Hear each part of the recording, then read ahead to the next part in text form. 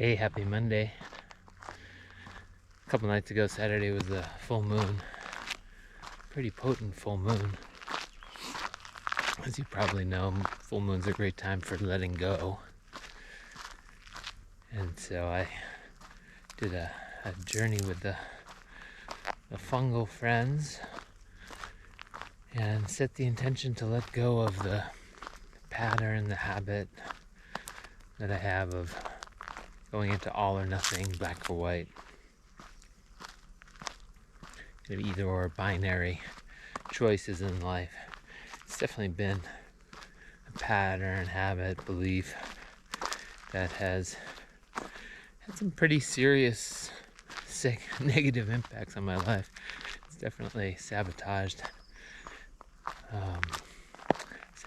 my life in many ways, many times, most recently in this letting go of the oak light, where I really couldn't find any option in my internal kind of compass barometer. It was either or. Either I leave the oak light or I stay. And when the decision came to leave the oak light, it was like boom, cut everything off. I'm leaving the oak light, I'm leaving the house, I'm leaving San Rafael.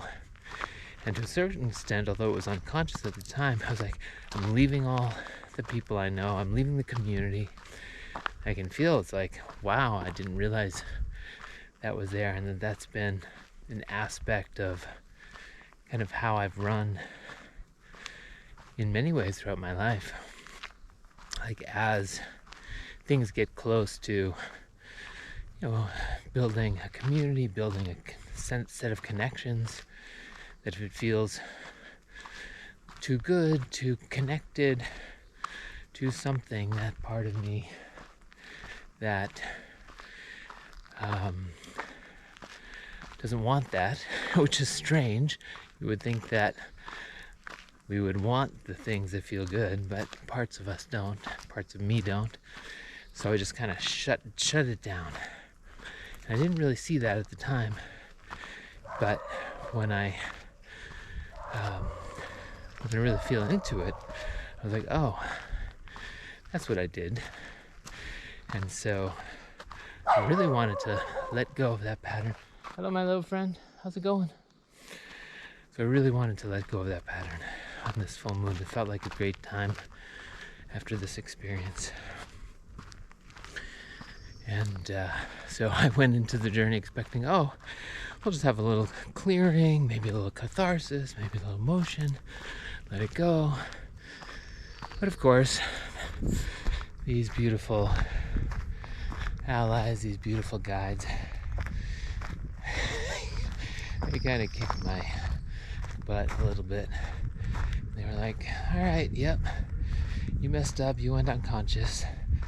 And they showed me the ways that unconsciousness brought suffering into the world, like hurt people. And obviously, well, maybe not obviously if you don't know me, but obviously to me, that is not something I want to be doing. My goal, intention, purpose in life is to make this life a source of beauty, a source of alleviation of suffering. And so to be shown so clearly that my unconscious actions added suffering to a world that is already overflowing with suffering did not feel so good. It actually felt pretty crappy. And these guides, these teachers, they also showed me that I needed to reach out and apologize to some of the people that were impacted by my actions. So I actually did right there during the journey. I turned on my phone, which I almost never do these days. And I reached out to a few people that I felt and I was shown had been negatively impacted by my unconscious actions, and I both apologized and offered the space to kind of be present, to listen, hear, receive the impact of my actions on them. And if I didn't reach out to you and you did feel impacted by my actions, please do feel free to reach out, because I would love to offer a space to bring some repair to that. Little pups, these are German Shepherds. It's an interesting experience to see how that all or nothing pattern really both impacts me and has repeatedly topped me out at a certain level of joy, love, abundance, fulfillment, success, whatever you want to call it, whatever measure, community, connection. That love, that all or nothing kind of clicks in. It's like a thermostat.